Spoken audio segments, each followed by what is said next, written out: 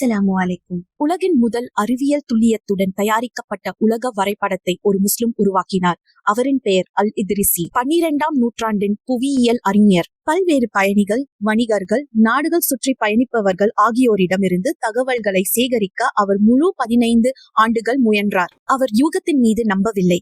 ஒவ்வொரு தகவலையும் பல ஆதாரங்களுடன் சரிபார்த்தார். சிசிலி நாட்டின் அரசருக்காக அவருடைய உலக வரைபடம் 2 மீட்டர் அகலமான பெரிய வெள்ளி தகடின் மீது செதுக்கப்பட்டது. அது டாபுலா ராஜரியானா என்று அழைக்கப்பட்டது, அதாவது ராஜரின் வரைபடம். இந்த காலத்தில் உலகில் உருவாக்கப்பட்ட அனைத்திலும் இது மிக துல்லியமான வரைபடமாக கருதப்பட்டது. அல் இத்ரிசி கண்டங்கள், நதிகள், மலைகள், வணிக பாதைகள் ஆகிய அனைத்தையும் மிகுந்த துல்லியத்துடன் வரைபடமாக பதிவு செய்தார். அவரது படைப்பு நூற்றாண்டுகளாக பயணிகளையும் அறிஞர்களையும் வழிநடத்தி புவியியல் மற்றும் வழி செலுத்தல் துறைகளுக்கு வடிவமைப்பு அளித்தது என்று அல் இத்ரிசி நவீன புவியியலின் அடித்தள பிரமுகராக நினைவு கூறப்படுகிறார். உலக அறிவு, ஆர்வம், முயற்சி ஆகியவற்றுடன் வரைந்த ஒரு சிறந்த அறிஞராக